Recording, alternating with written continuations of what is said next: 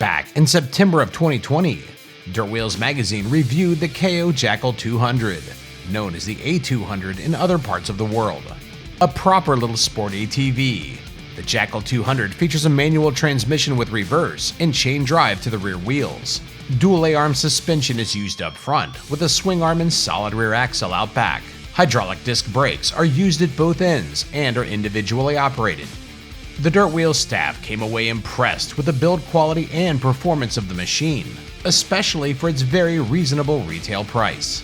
3 years later, ATV On Demand reviewed the Kayo Jackal 200 on YouTube.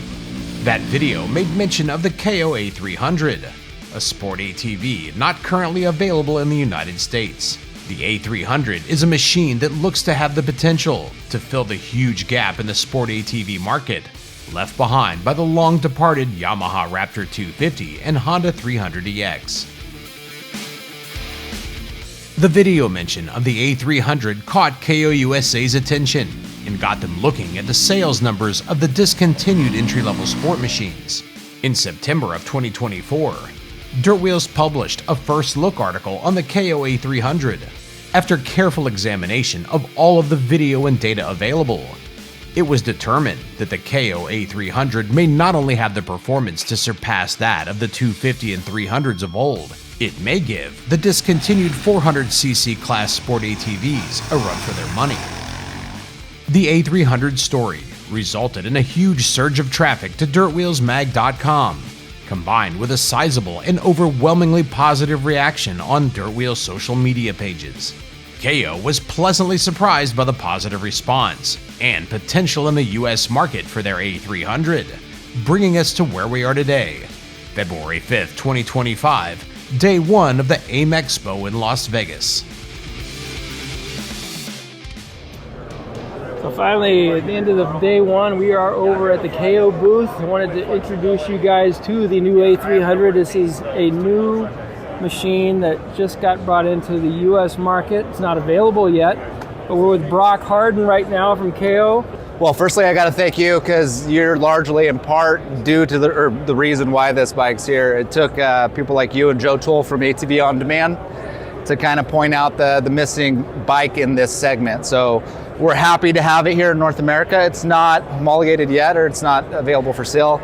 We're hoping by this summer we'll have some units in North America ready for sale. So awesome, we can't wait to test them. So let's take a closer look at it. Yeah, absolutely.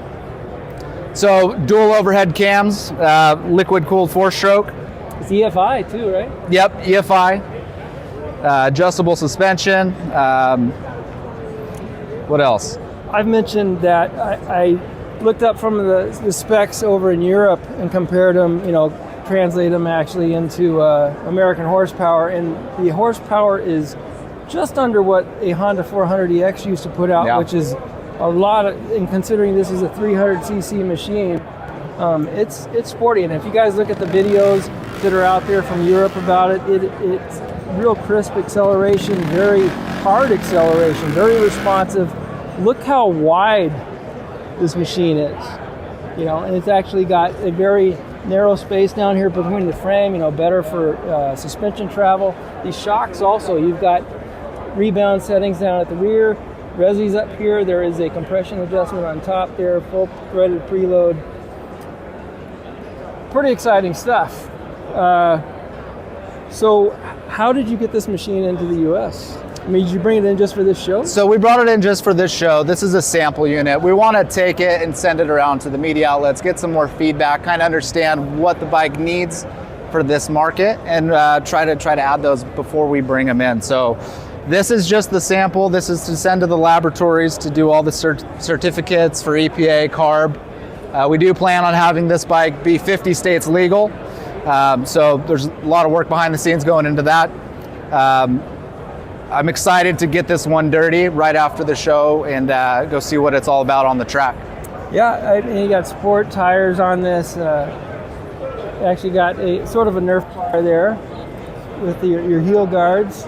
It's got a stainless steel exhaust. We'll go back to the back here, take a look at the rear suspension. It is a no-link rear shock setup.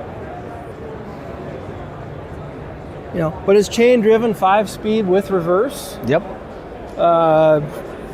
God, it's just got every element that you need for it to be a true sport quad. So we're missing the biggest part, or the best part, is the MSRP. We're still trying to define exactly what it's going to be, but it's going to be under $5,000. It's probably going to be closer to $4,500 to novice, or even a veteran racer like myself who was excited to throw a leg over this thing and try it out. That is very affordable. Yes. In a world of $30,000, $40,000, and $50,000 side by sides, it's nice to see something that the lower income middle class can afford.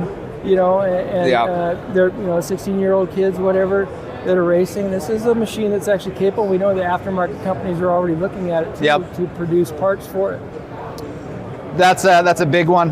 Getting the aftermarket, getting this bike in front of them, and having parts developed for it. Because everyone that has a Sport ATV, they want to customize it. They want to get more horsepower out of it and make it their own. So I think working with the right people in North America to develop aftermarket components, it's going to be huge for us. And I think there's a lot of interest in that. So that's exciting. Too. And I know we beat you up over this, and it's finally here. Brock and Kayo, thank you so much for bringing this machine in and trusting in us. What we were trying to tell everybody, there is still a market for sport quads. There's a big demand for it, and we're glad to see Kayo as one of the smaller manufacturers still that's leading the charge on this. So everybody else, take note. Make sure to subscribe to Dirt Wheels Magazine at dirtwheelsmag.com for their first test. Look for a test soon to follow Dirt Wheels on YouTube from ATV On Demand. Thanks for watching.